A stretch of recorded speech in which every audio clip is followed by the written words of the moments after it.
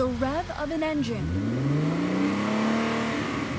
the sound of speed, the soundtrack to an American lifestyle. It's hard to imagine what has shaped modern American culture more than cars. The car we drive can define our status. It can even be a statement of who we are. A musclehead, a soccer mom, a playboy. How did this once humble machine transform the very fabric of a nation? Let's go back to 1913, the year Henry Ford created the first ever assembly line. Back then, it took 12 hours to build a Model T. Ford shortened that to an hour and a half. For just a few $100s, any American could trade in their horse and buggy for the revolutionary motor car. Over the next decade, Ford rolled out 10 million cars, trying mostly to appeal to the nation's farmers as a way to navigate rural landscapes.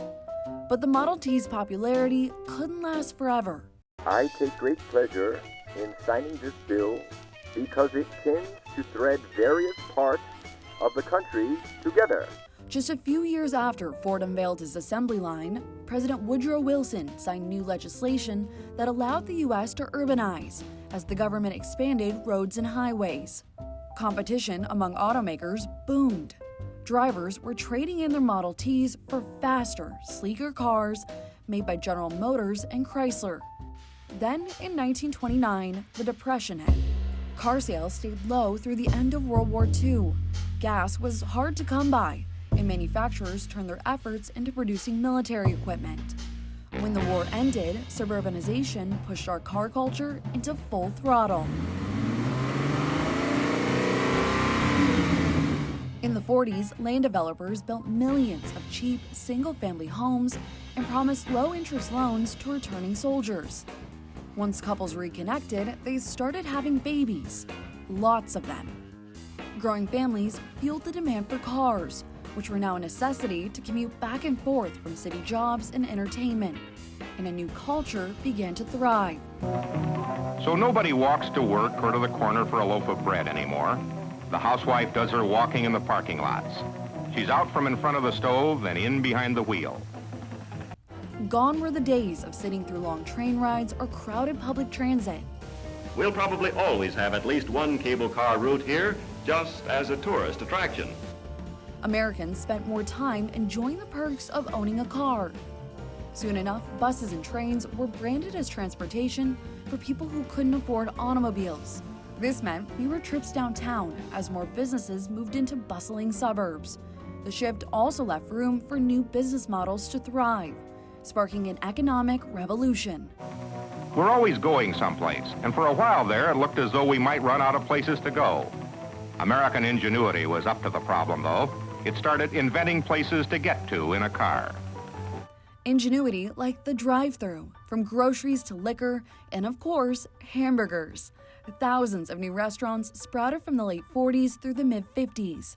The first drive-in movie theater opened in 1955, and in 1956, the first suburban mall offered the comfort and options of city shopping with the added convenience of being just a short drive away.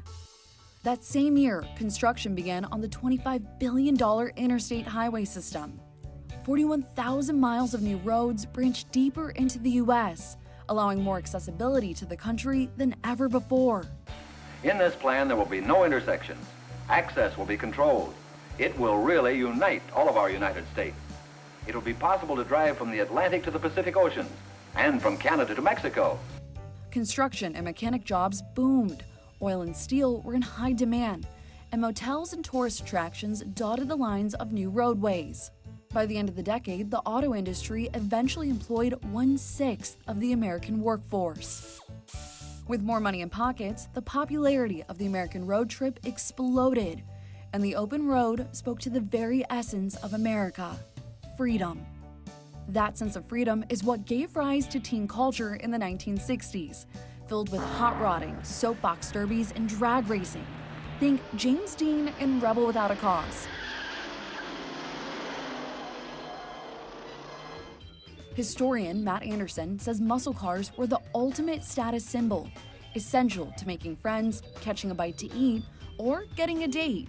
Car ownership meant love, popularity, and above all, independence. If you're a boy, the day you go for your license is not like being promoted to the 4th grade. It's not like shaving or kissing a girl for the first time. The day you go for your license is the biggest thing that's happened since you were born. But our obsession with cars created new problems, like traffic accidents, labor fights, and pollution. And our economy is heavily reliant on keeping our car dependency alive, leading to a new era of high-tech cars that address environmental and safety concerns. But even with the ever-changing landscape of the auto industry, the nostalgia of cruising in their first baby blue Thunderbird is a type of magic that will never go away. Meg Hilling, Newsy.